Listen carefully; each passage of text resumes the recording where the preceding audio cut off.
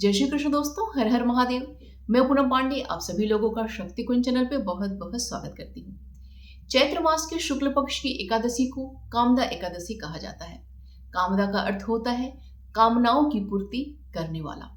कामदा एकादशी का जो दिन होता है वह अपनी चेतना को शुद्ध करके, नकारात्मकता को खत्म करके अपने जीवन में सकारात्मकता लाने का बहुत ही पवित्र दिन माना जाता है। कामदा एकादशी के प्रभाव से बड़े से बड़े भयंकर पाप भी नष्ट हो जाते हैं, चाहे वो भयंकर पाप जाने और अनजाने किसी भी तरीके से हुए हों। हिंदू धर्म में किसी ब्राह्मण की हत्या करना सबसे भयंकर पाप माना जाता है और ब्राह्मण की हत्या जैसा भयंकर पाप भी कामदा एकादशी के व्रत के प्रभाव से नष्ट हो जाता है। यह एकादशी राक्षस योनि से मुक्ति दिलाता है और मोक्ष को प्रदान करता है। इस एकादशी के प्रभाव से तेजस्वी पुत्र की प्राप्ति भी होती है। कामदा एकादशी का महात्म्य पढ़ने और सुनने से अनंत गुना पुण्यों की प्राप्ति होती है। कामदा एकादशी व्रत की कथा में बताया गया है कि ललित नाम का गंधर्व राजा पुंडरीक के श्राप की वजह से एक भयंकर दैत्य के रूप में परिवर्तित हो गया था। तो उस ललित नाम के जो गंधर्व थे, उनकी पत्नी ललिता ने ऋषियों के परामर्श से कामदा एकादशी का व्रत किया और इस एकादशी से मिलने वाला सारा पुण्य वह अपने पति को दान कर देती है, जिससे वह जो राक्षस योनि से प्राप्त थे, भयंकर दैत्य बने हुए थे, इससे उन्हें मुक्ति प्राप्त हो जाती है। तो कहने का देखिए तात्पर्य यहाँ पे यह है कि इस एकादशी का जो व्रत है आप अपने कल्याण के लिए तो कर ही सकते हैं, आप किसी दूसरे का उद्धार करने के लिए, उनका कल्याण करने के लिए भी इस एकादशी का व्रत आप कर सकते हैं। जैसे अगर आपका अपना कोई सगा है या फिर ऐसा कोई आपका सगा संबंधी अन्य कोई व्यक्ति है जो अगर आपको पता है कि वह अकाल मृत्यु को प्राप्त हो गया है, अपने किसी बुरे कर्म के कारण उसे मृत्यु प्राप्त हो गई है, तो ऐसी जो आत्माएं होती हैं वो मृत्यु के पश्चात नीच और अधम योनि को प्राप्त होती हैं और वह दुखी और पीड़ित होती हैं।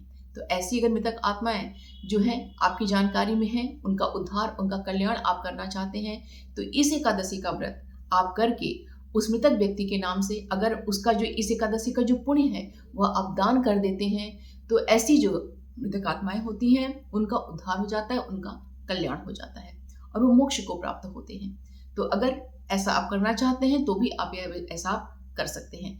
और देखिए, ऐसी भी कोई बाध्यता नहीं होती है कि अगर आप अन्य सभी एकादशियों का व्रत नहीं करते हैं तो इस एकादशी का व्रत आप नहीं कर सकते हैं। आप केवल इस एकादशी का व्रत भी आप कर सकते हैं और ऐसी भी कोई बाध्यता नहीं है कि आपने अगर यह एकादशी कर लिया तो आगे भी आपको सभी एकादशियां करनी पड़ेगी। आप मात्र केवल इस एकादशी का व्रत भी आप कर सकते हैं। आइए जानते हैं कि 2026 में कामदा एकादशी कब मनाई जाएगी। तो चैत्र मास के शुक्ल पक्ष की एकादशी तिथि का प्रारंभ 28 मार्च दिन शनिवार की सुबह में 8:45 से हो रही है। उसके पश्चात ये पूरे दिन पूरी रात्रि एकादशी रहेगी। अगले दिन 29 मार्च दिन रविवार की सुबह में 7:46 पे एकादशी तिथि समाप्त हो जाएगी। उसके पश्चात द्वादशी तिथि प्रारंभ हो जाएगी।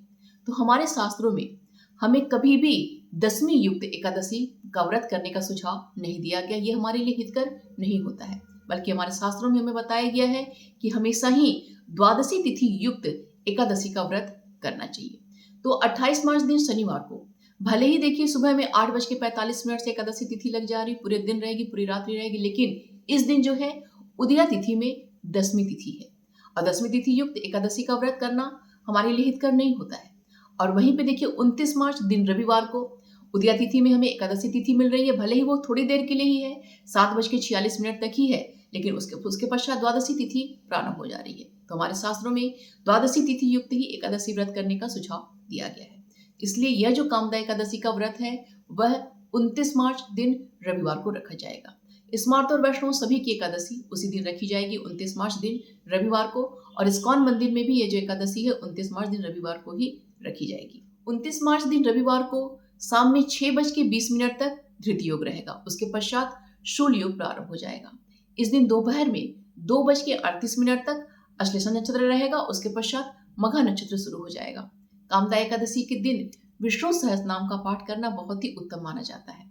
इसके अलावा इस दिन जो है हरिनाम माला स्तोत्र का पाठ करना भी बहुत ही अच्छा माना जाता है।